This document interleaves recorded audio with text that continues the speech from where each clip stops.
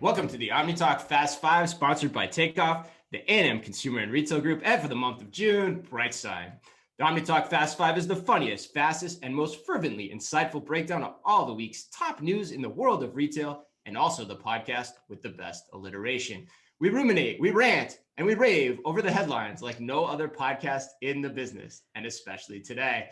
Today is June 3rd, 2021. I am your host, Chris Walton, joined as always by the illustrious and Mazinga.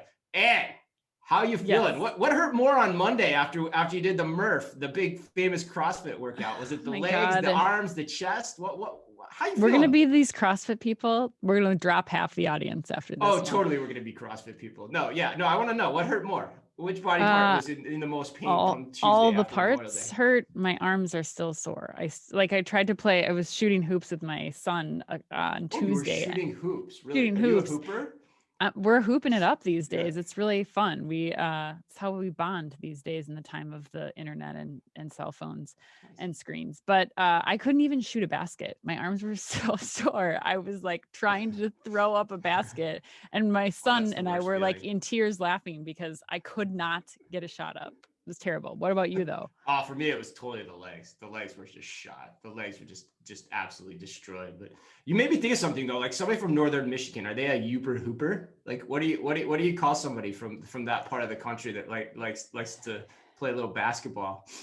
You may call them that. I don't know if anybody in the UP actually would call them in the UP. Listen to you. Gosh, yeah. Well, our reunion tour plan didn't come together this week. I think a lot of people asked us that on social media if that was happening, if we were back in the office today. It didn't work. We worked out. We did the Murph workout which for anyone listening is like insane. It's 2 miles of running. What is it, Ann? 200. It doesn't matter. They're gone already. They're gone. 200. I'm gonna say it. 200 push-ups, 100 pull-ups, 300 squats. We did that together side by side on Monday, yes. But in terms of the work reunion plan, that just didn't happen. But shout out. I want to make a huge shout out this week to one of our fans who sent me a great message, Lee Sherwood-Esmond. She messaged me on LinkedIn, and this was awesome. She said, "Love listening to you on Thursdays and getting smarter.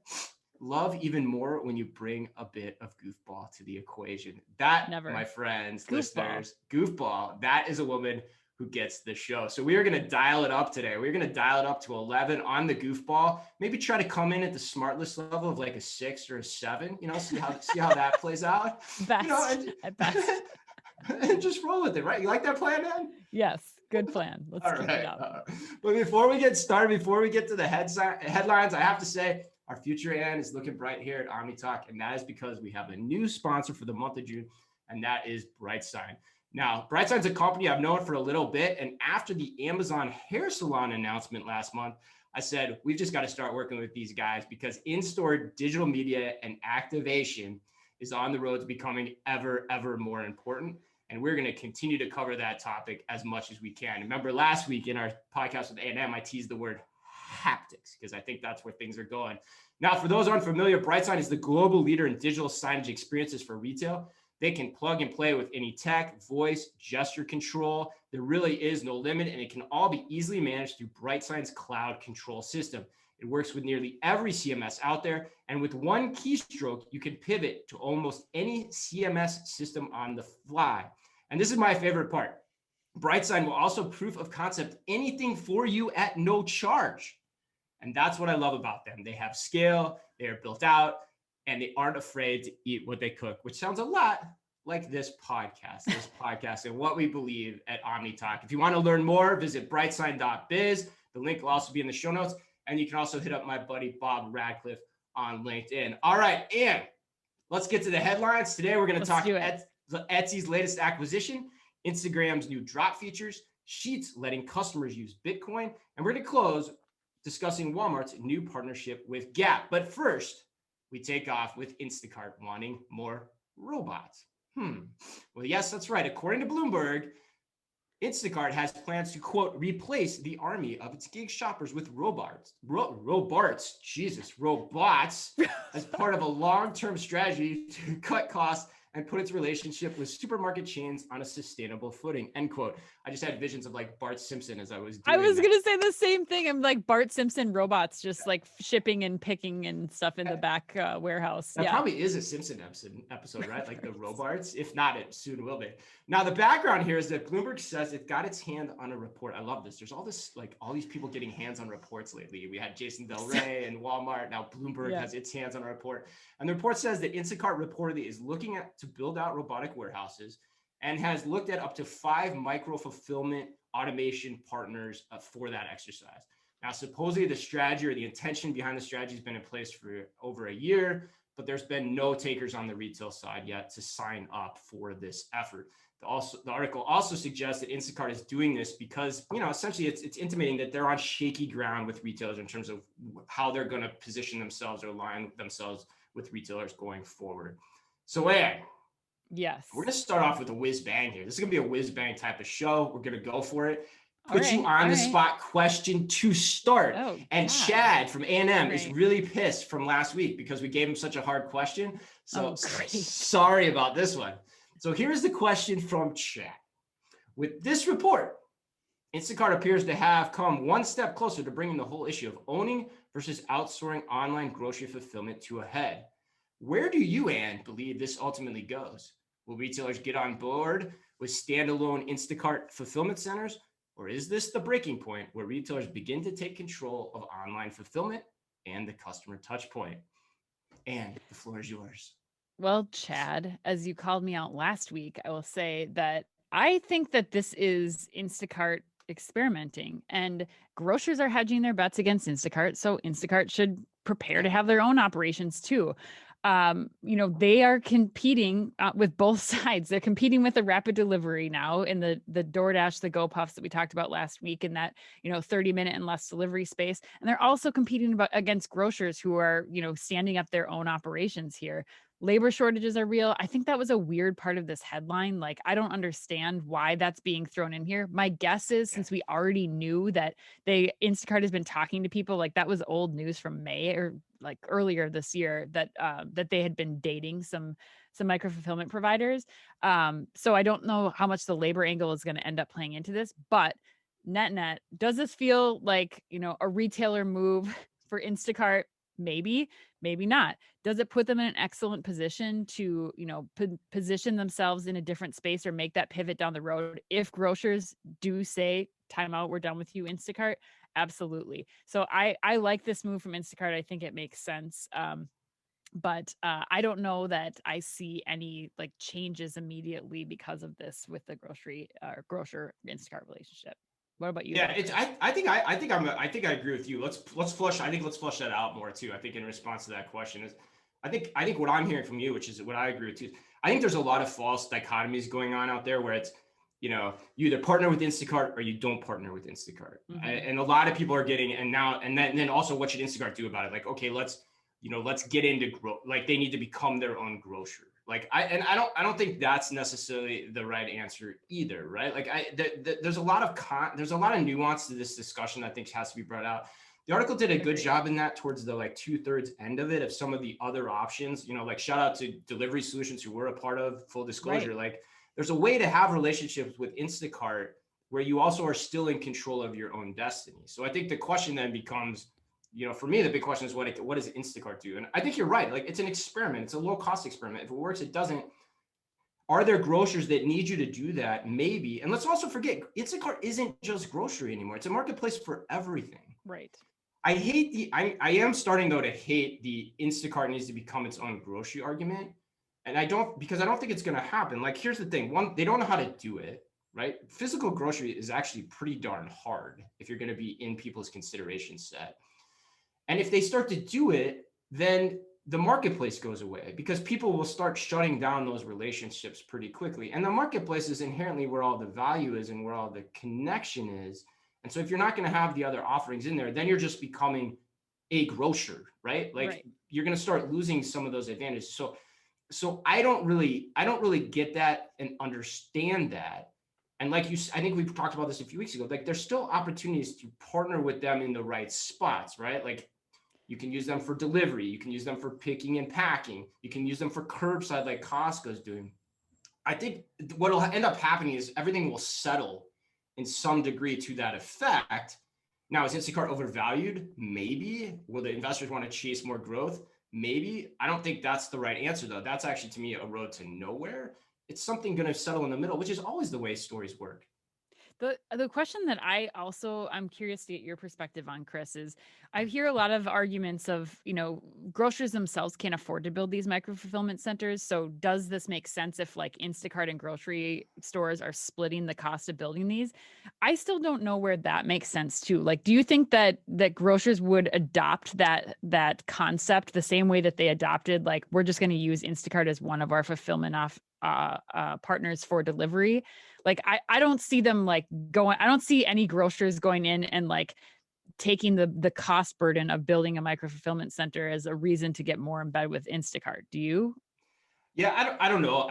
I'm not sure yet. I mean, I think that's where I still hear sometimes people say, micro fulfillment's expensive. It doesn't feel like it is to me, honestly, from an experiment standpoint, but I could see people using that just like they used Instacart in the past. Like, let me trial the customer demand with you and then see if I like it and it works. And then I could start building it myself. Because the thing I don't get with this type of setup too, is that they're probably not on site. So you're not getting the scale efficiencies of the building already being there, the inventory already being there. You're basically standing up a separate operation. Instacart also is not, like we talked about a few weeks ago, Instacart's not going to get any scale in this if they do it by retailer each time, right? So that's inherently weird to me in this whole idea too. I don't see them pooling the inventory across different people. That for a whole host of reasons, which we've said that's weird. So I could see retailers either saying like, we never want to do this, so we will use somebody like you for this, which I think that's a real possibility when you start looking at some of the regional grocers in terms of how they want to operate. Or they'll use it as a step in the process to prove that, there's something to the idea, and then they'll settle out on what's the right mix, which could be like Instacart operates in some locations, some regions we put it in our stores as all the other technologies like our partners take off, continue to evolve and, determine what works and what doesn't at the most efficient rate. There's so many ways to slice this. I think putting the argument into this, like Instacart has to do this or this now, is such a social media thing. And I'm so tired. I'm tired of that argument. I really am. Like, it's just missing the context. And play out the Instacart becoming its own grocer. Like, how does that work? Right.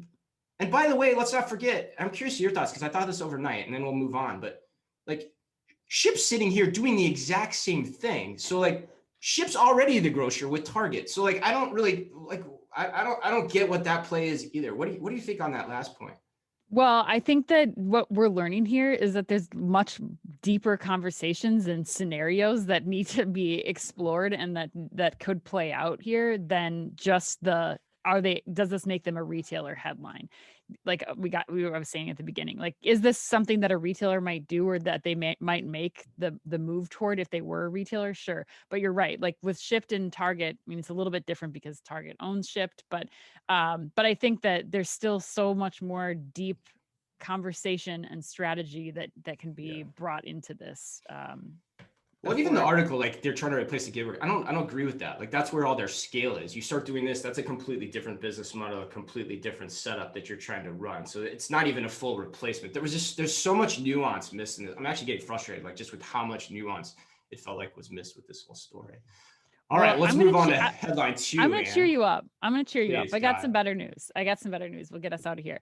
So Etsy, the e-commerce marketplace best known for crafts like a taxidermied mouse snorting fake cocaine with a real $1 bill and corn-scented ear of corn soap, is buying luxury resale platform Depop for a cool $1.6 billion.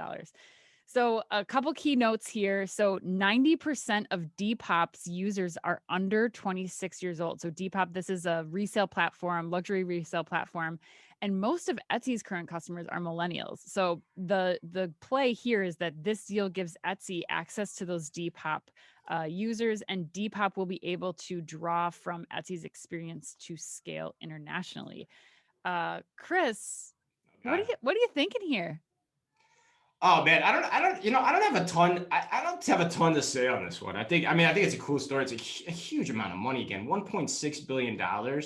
I mean, the one thing that's coming through my head is like, and that was a great opening read, by the way. We're definitely dialing it up to 11 here, but I can't see, like I can't stop thinking, when does this trend end, right? Like, what does it all mean? What trend? The resale just the trend? resale trend, like just the Oh, amount I of don't money. think it ends. I mean, Rent the Runway is getting in this business this week too. Like, I just don't see where it ends. And I think Etsy, it's a great move. I mean, Etsy to me has as much right to win in that space as anyone, given what they've done with their heritage. I think the important question it raised for me this week is like, let's play this out 5 or 10 years, right? If resale is really that big of a proportion of consumption, right? Right. That's what Gen Zs want to buy, which there's still a little part of me of like how much of this is a trend that lasts, but I think it's probably more here to stay than it's not. Well, that means you're selling less stuff as a retailer overall, less new stuff as a retailer overall. And the retailers are going to want to grab that. Like, they want a piece of that pie. Right now, so much of it feels like it's going through these like marketplace, type offerings or these new online commerce players. And the retailers are kind of stuck on their own, either, via peer-to-peer commerce or something like that, that the retailers have to start grabbing this back. So I think back to like the conversation we had last week with Recurate, where they're enabling retailers to take control of some of that. I think that's only just going to be more important. That was like my kind of big aha, is that the retailers are going to want to start grabbing back some of this volume if this trend is as big as it is. And right now they aren't seemingly positioned to do that through their own capabilities. Yeah, I agree. I think that I do want to point out though that I think that there's a place for the Depops, the Real Reals, the Noisofts of the world. I mentioned this before, but I think for me, these companies with their curated kind of points of view, it's not just, ThredUp or Poshmark where you can throw up any product on. This is heavily curated product. And to me, this is like what the equivalent of the department store is for Gen Z. I think that this is where they go to find these specialty items.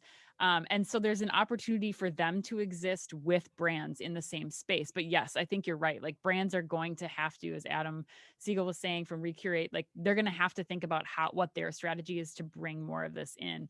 I think the Etsy acquisition makes sense. They're one of the largest peer-to-peer commerce sites, so they will be able to help Depop really kind of blow up.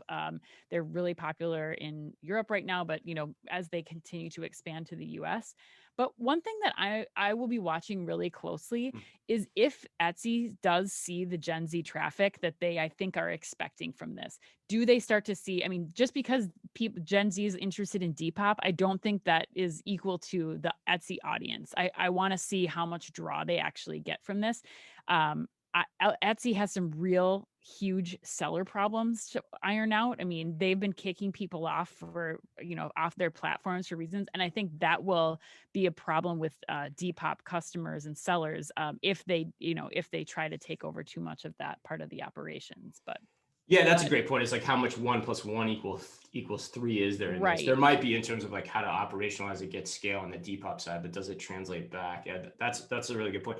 I mean, the last thing just to close that I thought about as you were saying that is like, we talk about this a lot on the shows, like just because something's new doesn't mean it's that revolutionary, right? What I hear you saying is like, okay, thrift stores have been around forever. They've been merchandised and retailed in communities, and some of the brands are bigger than others, but there are brands out there if you study this. And so, yeah, your point is right. It's like, okay, who's just going to own that space in the online world where they are the merchant and they are the merchandiser? And then you have, kind of the peer-to-peer, and how does peer-to-peer work in that? And then what I think that's what I come back to again, like, what is it showing? What are the retailers doing to grab a piece of that pie that they probably never had thought about before, because it just was never such an important part of the business as it seemingly is becoming now based on the latest trends around sustainability and value. So 100%. Yeah, good. All right, well, let's do headline number 3. Instagram has launched a new section for shopping product drops. According to TechCrunch, as of last week, drops will now have their own destination at the top of the shop tab within Instagram, a tab we've talked about a lot here on this show. And purchases can also be made directly within Instagram. So that's all the drops in one place. What do you think, Ann? So my question is, does West Coast Joe have access to this? Because West Coast Joe, yes, I wasn't expecting that at all. My brother, he doesn't need it. He's got mom. My brother and I curse him every time we lose a drop on the Nike sneakers app. You lost a drop this weekend, West right? Coast Joe. You tried to get I shoes lost a this drop weekend. on Friday. My Jordans didn't get them. So that's the question I have is like, how, if I'm doing all the drops, I love the idea of all the drops for all the brands that I follow being in one spot on Instagram, especially, but is there priority given to the drop if I come from the retailer's own app or from this spot? So that's one thing that I would want to be very careful about. Interesting.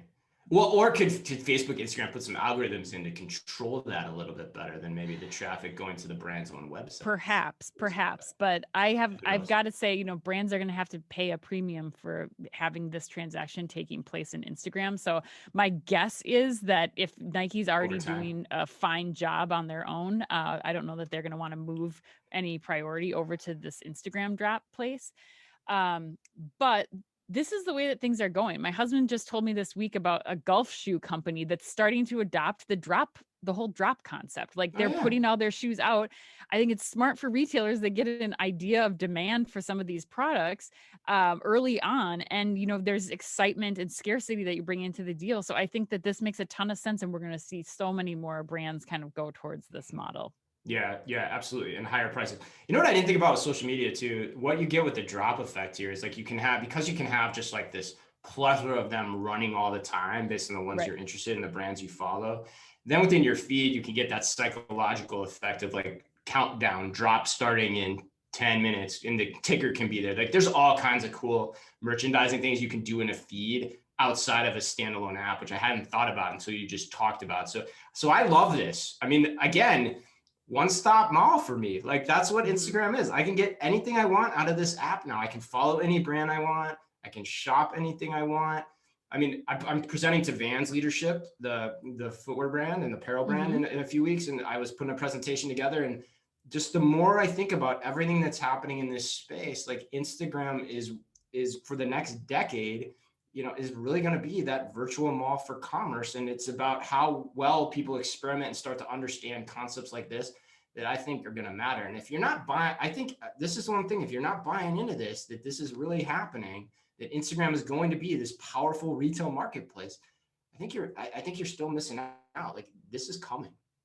Well, can you use Bitcoin to buy the drop items? Oh God. Because now, Chris, I hate this story. Go for it.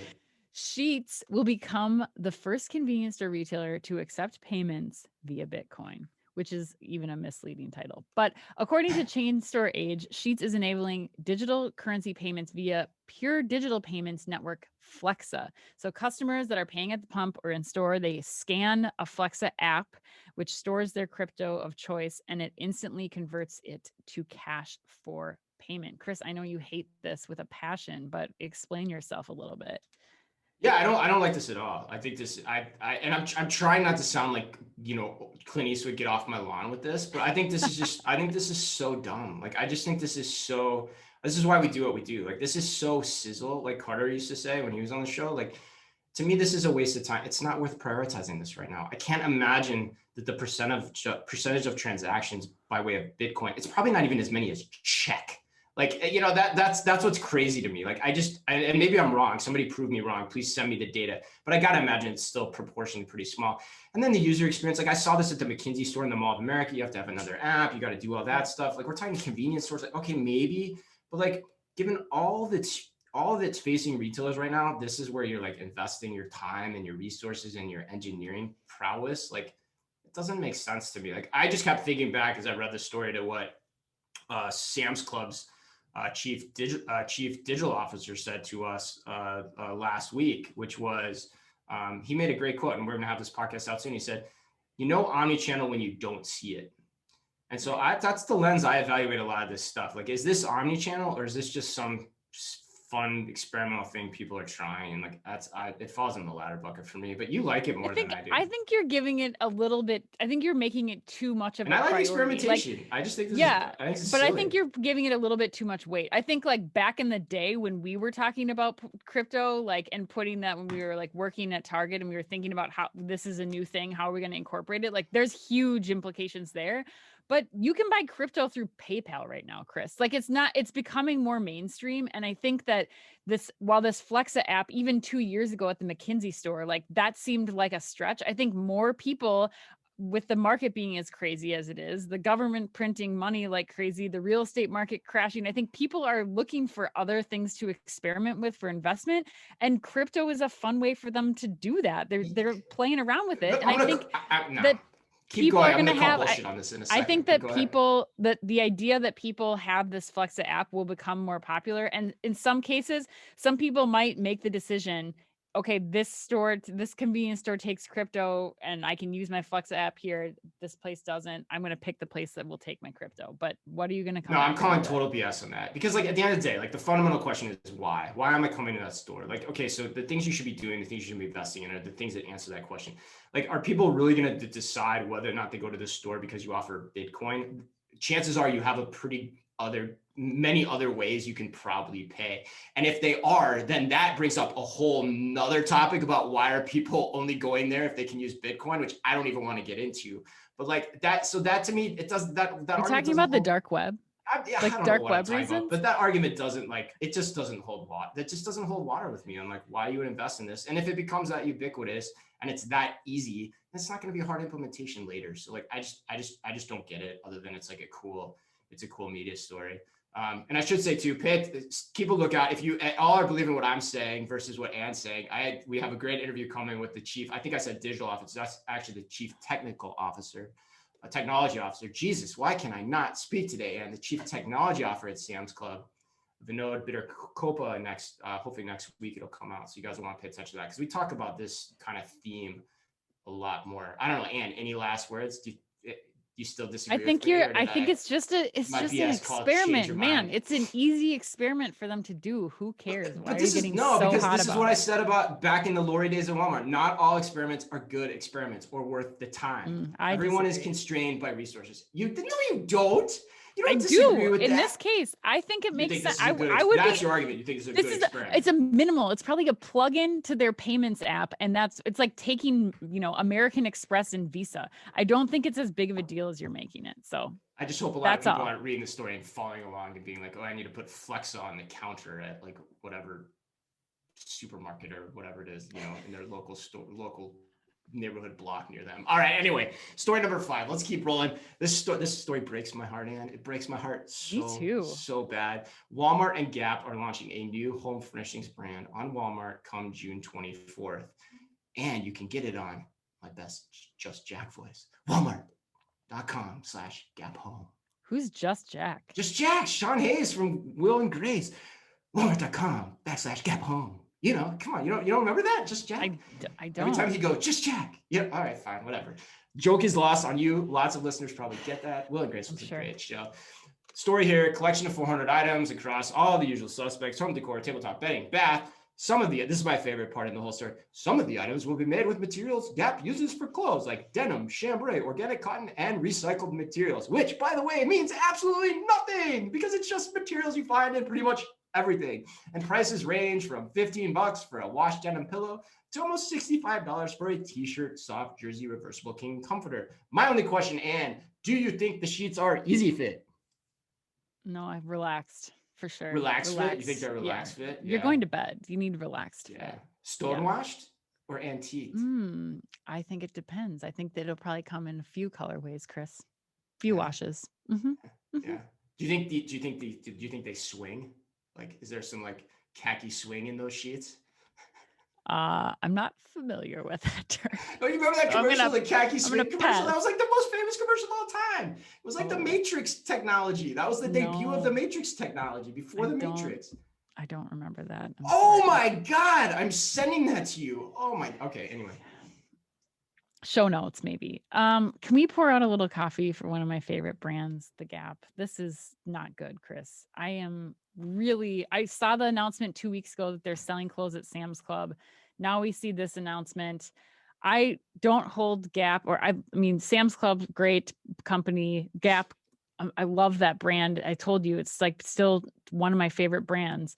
Yeah. I blame IMG because I think that they came in and now they're just trying to pimp Gap out to anyone and everyone who will take it. And I think it's really going to be the end. When Gap's prices start ending and, $9.99 or $0.97, that's fine. But when you start having a 98 cent end to your prices, end of the brand. 98, that's a Going down. great way to put that. Yeah, Ken Pilot, friend and mentor, said something like that. Former executive at Gap. He said on LinkedIn, he was paraphrasing, somebody said, when you start doing business with Walmart, quote, it's either the end of the beginning or the beginning of the end quote. And I thought that was just a great quote. And I think it's Right.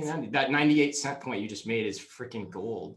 I think it's so sad. Like, I don't know what they're trying to do. I wish they'd come up with something more creative or get some people in there to figure out something more creative than this type of distribution strategy. And this type of partner just doesn't make sense to me. But my question for you, Ann, you loved Levi's at Target.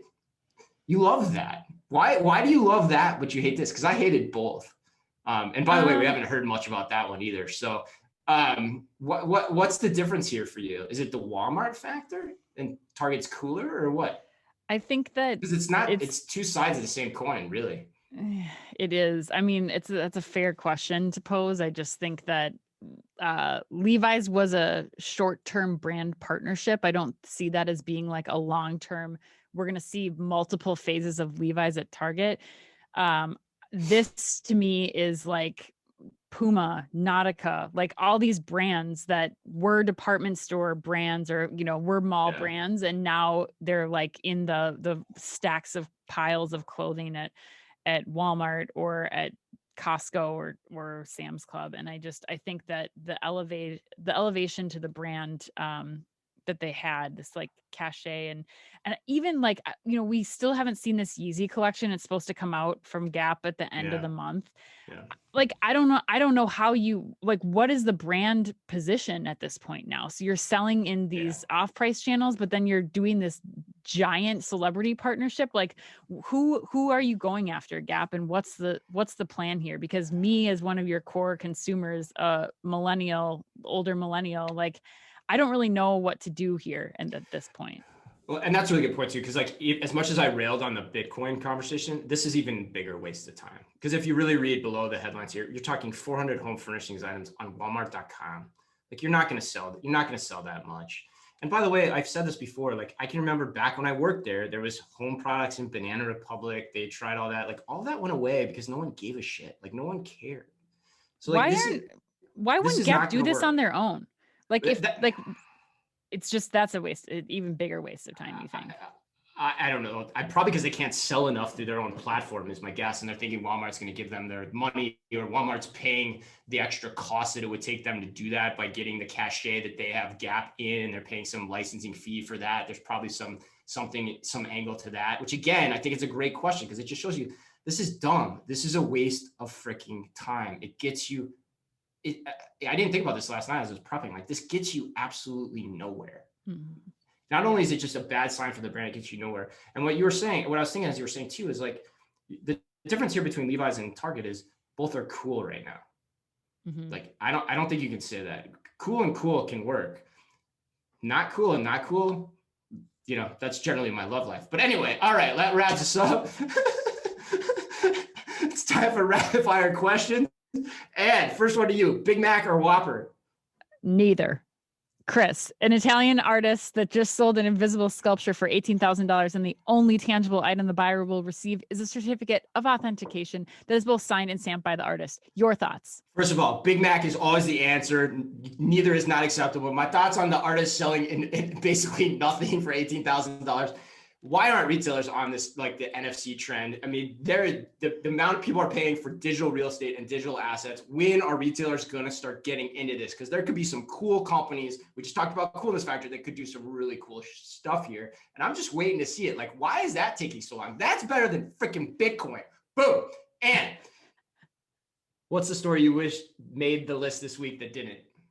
I'm going to say Ukes, the new site for Gen Zs from the Net-a-Porter group, because there were so many things in there, including like Y2K clothing that made me feel very old, but something that I think people should be paying attention to. I can even read that article. Chris, if you had to purchase from Etsy either a crocheted turtle topper sweater for your future pet turtle or a creepy baby doll made to look like a Yeti, which would you choose? Those are my choices. Oh my God. Let's go turtle topper, because who doesn't love a frightened turtle? Seinfeld reference. Always good. Happy birthday today to James Purfoy, Penelope Wilton of Downton Abbey, And as you can probably tell, it was a hard day for birthdays. Today was probably the worst day of birthdays in the history. I didn't even know who the famous people were that had their birthdays today. And I know a lot of obscure stuff about pop culture. All right, remember, if you can only read or listen to one retail blog in the business, make it Omni Talk. Our Fast Five podcast is the quickest, fastest rundown of all the week's top news, and our twice weekly newsletter tells you the top 5 things you need to know each day, and also features special content exclusive to us and just for you, all within the preview pane of your inbox. You can sign up today at omnitalk.blog. Thanks, as always, for listening in. Please remember to like or leave us a review wherever you happen to listen to your podcast or on YouTube. And of course, be careful out there. The Omni Talk Fast Five is brought to you with the help and the support of the A&M Consumer and Retail Group. The A&M Consumer and Retail Group is a management consulting firm that tackles the most complex challenges and advances its clients, people, and communities toward their maximum potential. CRG brings the experience, tools, and operator-like pragmatism to help retailers and consumer products companies be on the right side of disruption. The Omni Talk Fast Five is also brought to you by Takeoff. Takeoff is transforming grocery by empowering grocers to thrive online. The key is micro-fulfillment, small robotic fulfillment centers that can be leveraged at a hyper-local scale. Takeoff also offers a robust software suite so grocers can seamlessly integrate the robotic solution into their existing businesses. To learn more, visit takeoff.com. And finally, BrightSign. BrightSign is the global market leader in digital signage experiences for retail, offering the most affordable total cost of ownership platform in the industry. BrightSign media players are the most respected and most reliable digital signage hardware on the planet, and they partner with all the leading content management software providers specializing in the retail market. BrightSign also offers free cloud connectivity for remote monitoring and management of player networks. To learn more, visit brightsign.biz.